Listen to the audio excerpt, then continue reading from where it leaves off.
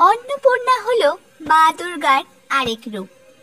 বাসন্তী পুজোর অষ্টমী তিথিতে মা অন্নপূর্ণার পূজা করা হয়। অন্ন শব্দের অর্থ হলো ধান, আর পূর্ণা কথার অর্থ হলো পূর্ণ। মা অন্নপূর্ণাকে বলা হয় অন্নদাত্রী।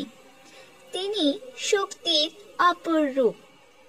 মা অন্নপূর্ণাকে পুরাণ বা তন্ত্রে কোথাও দ্বিভুজা, কোথাও চতুর্ভুজা বলা হয়েছে। গায়ের রং লাল, বিচিত্র বসন পরিহিতা, ত্রিনয়না। তিনি সবসময় অন্ন বিতরণ করছেন। বাঁ হাতে মধুর রসপূর্ণ মাণিক্য পাত্র, আর ডান হাতে মণিখচিত বালা পরে আছেন, আর সেই হাতেই ধরা আছে রত্নখচিত হাতা।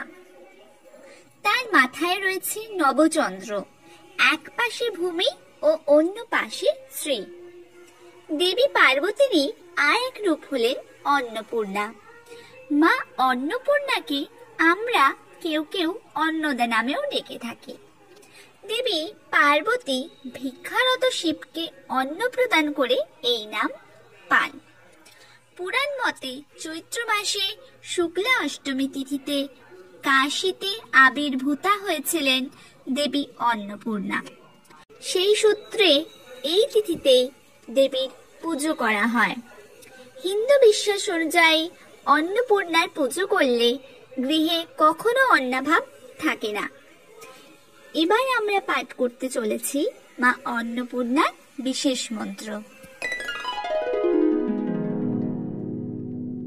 ओम अन्नपूर्णे सदापूर्णे शंकर प्राणवल्लभे ज्ञानवैराग्यसिद्ध्यर्थं भिक्षां देहि च पार्वती।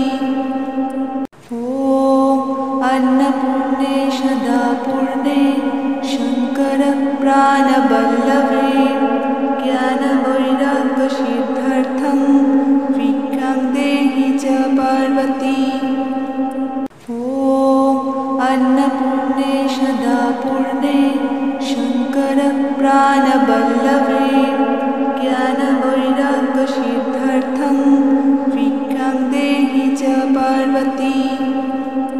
ओम अन्नपूर्णे सदापूर्णे शंकर प्राणवल्लभे ज्ञानवैराग्यसिद्ध्यर्थं भिक्षां देहि च पार्वती।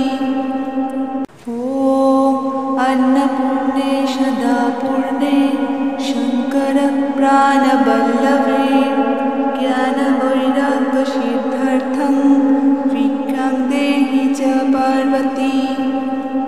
ओम अन्नपूर्णे सदापूर्णे शंकर प्राणवल्लभे ज्ञानवैराग्यसिद्ध्यर्थं भिक्षां देहि च पार्वती। ओम अन्नपूर्णे सदापूर्णे शंकर प्राणवल्लभे ज्ञानवैराग्यसिद्ध्यर्थं भिक्षां देहि च पार्वती। ओम अन्नपूर्णे सदापूर्णे शंकर प्राणवल्लभे ज्ञानवैराग्यसिद्ध्यर्थं